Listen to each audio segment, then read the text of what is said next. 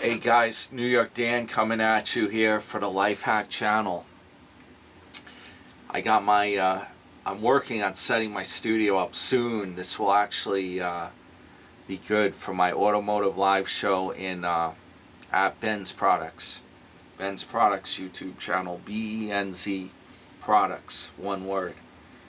Today I'm coming at you about the iBonds. Okay. This is a real joke and a half. Now, I've done some other videos on this channel last year about the Bitcoin and about the this crazy ARK Invest fund. You may have heard that about Kathy Woods. She is like a tech stock picker and runs this fund. Last year I did a video about that, and actually, believe it or not, her fund and the damn Bitcoin are both up from where they were last year. So go figure. There, it proves the old adage by P.T. Barnum that there's a sucker born every minute. The fact is, Bitcoin's bad news. I'm urging everyone to stay away from it. It's not backed up by anything. It's totally like a made-up currency, and if you have any doubts about it, go back and look at my video that I posted about Bitcoin last year. And the premise is that Bitcoin is worth less than a copper penny. That's how bad that Bitcoin is. It's a glorified Ponzi scheme. That's what it is. And now this year, look at this stuff that happened here last year at this time. That guy Bankman-Fried, the guy with the big hair, you may have seen him. He was like a big star last year. Everyone was talking about him. He even was on CNBC. They had some kind of investment conference. Oh, this guy's a guru, genius. Now the guy's a criminal, basically. He's up on charges for all kinds of fraud. His whole company fell apart trying to sell Bitcoin. So, go figure. And I made the video about Bitcoin before that even happened. So today I'm doing a quick video coming at you about the iBond, and this is another one. Okay, this is the good part about bonds, about buying not corporate bonds, but government bonds. They're pretty much backed up, so it's like a bank account with FDIC insurance. The FDIC is basically the Treasury, the government, backing up your local bank. Okay, so if you do Treasuries, T-bills, T-notes, they're basically the same thing. They're government bonds, and they're basically backed up by the U.S. government. Now, if you're doing municipal bonds, those are issued by state governments, and that may in fact get to be a little more risky. So maybe I'll do a video on more of this stuff later. I'll get into that kind of stuff. But what I'm doing today, I'm talking about the iBond trap. This is a big trap. Now I got my notebook here, and I'm looking inside here because I bought some iBonds the other year, the last 2 years, and there's a channel on YouTube called Diamond Nest Egg, and they were posting a ton of videos about how great these iBonds are. The problem is, all these damn videos have become most of them, you got to take it with a grain of salt. Most of them are a lot of clickbait. Okay, my videos are legit. I'm not trying to like clickbait anybody. Everything I do on here is like straightforward video. I'm not goofing around to get views or whatnot. So this is what happened. I bought these damn iBonds. They were touted on the Diamond Nest Egg and all these YouTube channels about how great they were because they were paying a rate linked to the rate of inflation. And the other year, they were paying as high as, I believe they were up to 9% at one point. All right. Now, that's great, and everyone is touting to get them. There's a limit to how much you could buy each year, capped off at 10 grand. Direct buy from a site called treasurydirect.gov, and that's, you can buy any kind of bond on that site, any kind of government bond, U.S. government bond, not state government. So, long story short, these were like, they sounded almost too good to be true, and everyone was clamoring to buy them. You could only put 10 grand a year in to these bonds if you want to invest in them. That's the trick. And there's another complicated way where you could get tax refund applied to new iBonds instead of just buying them. But, and that's capped at 5 grand. Here's the deal. These damn iBonds cratered in the amount that they're paying. This came at me, okay, January, I believe they set the rate 2 times a year, once in November and once in July. January, they dropped the rate down, well, it's probably in November. I bought one in January. They dropped the rate down to like 6.7%, something like around there. Okay, not too bad. That's a lot better than you get at a bank. Okay, the rate, though, it resets every July 1st, around there, and believe in November. So July 1st comes around. I'm not thinking much about this. I go on and check the things a few weeks ago here, now that it's coming up on the end of July right now. The damn rate has cratered.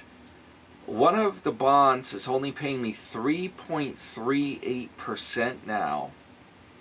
And the other one, which I just got, and I only got about 6 months at the 6%, now it's paying 3.79%.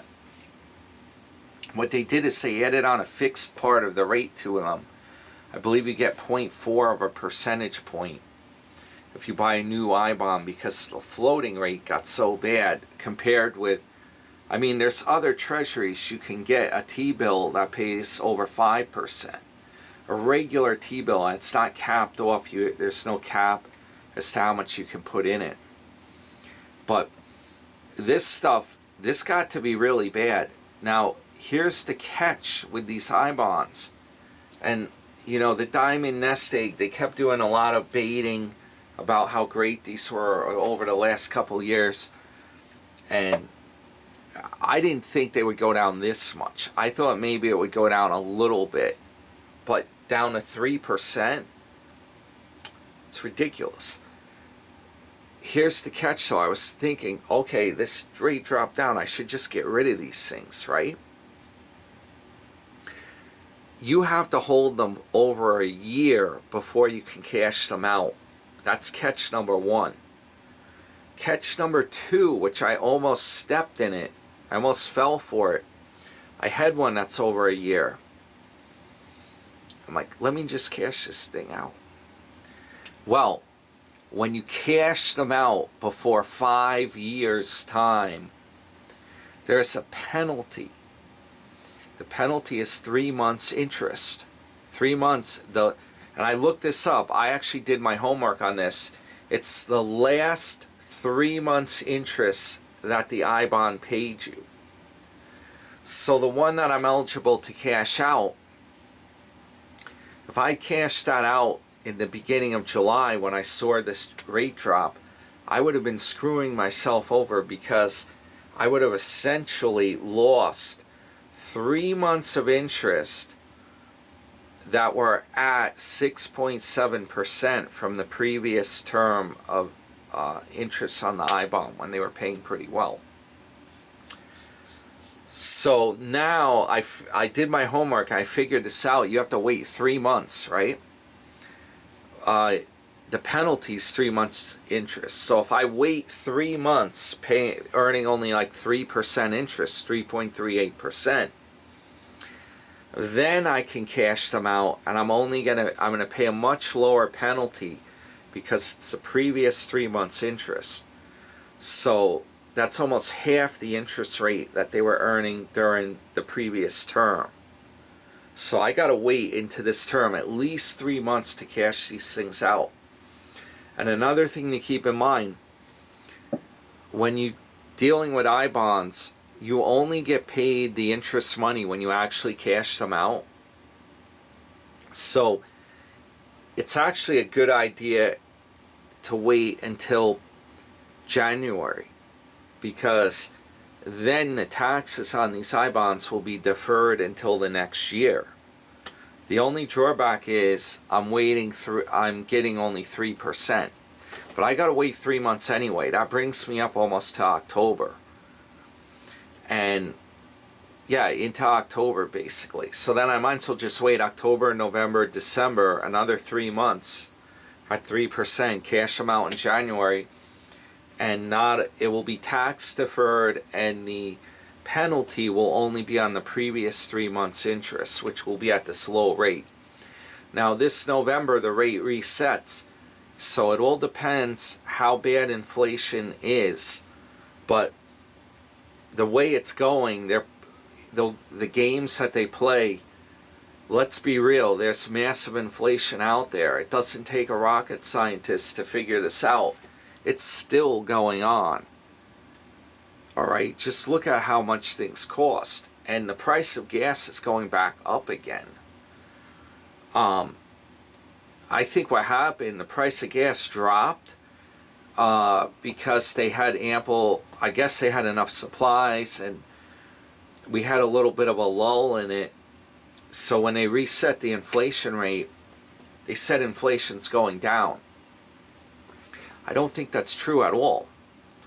I think inflation's going up at a steady rate. It's very dangerous. And I don't know what they're going to do in November, but if they were able to play with this, in my opinion, and set the rate low, like it's these like world economists or whatnot, that figure this stuff out. But I think what they're going to do, long story short, they're going to set the rate low again in November. So these iBonds were only good for the blink of an eye. Before the last couple of years came up, where inflation started ramping up after COVID, these iBonds paid nothing. They paid probably less than 1%. As soon as they bumped that rate up, everyone started touting them. They were using them as clickbait, and turned out to be pretty much rubbish, because you can't get rid of it until you hold it for a year, and then you're paying a penalty of interest, which brings the whole rate down. Basically, if you only hold it a year and you have to pay 3 months interest, the rate's even crappier than the new reset rate. This was a joke and a half. This lasted for the blink of an eye, basically. And they actually did me a favor by capping this, saying, oh, you can only put a certain amount. It's a trap. This thing turned out to be a trap. So there's another bit of investment advice right there. And take it with a grain of salt, because I take no liability for anything I say here. I'm just simply informing you what's happened to me. Subscribe to the channel. I got a lot more coming up. I do a lot of health related stuff on this channel as well. But I do a lot with this channel. I do short videos as well, a lot of shorts, interesting stuff. I'm going to be doing some stuff from the Hamptons this weekend. So give it a subscribe. It's absolutely free.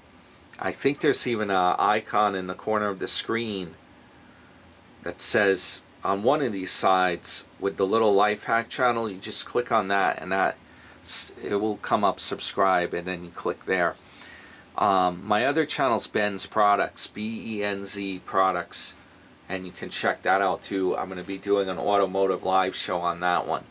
So I'll see you in the next video, and I'm going to probably do some more videos on these bonds, I'm going to explain about corporate bonds, treasuries, T-bills, T-notes, a whole bunch of stuff, how you can buy them, whether there's a way to buy them from a brokerage house, there's a way to buy them directly.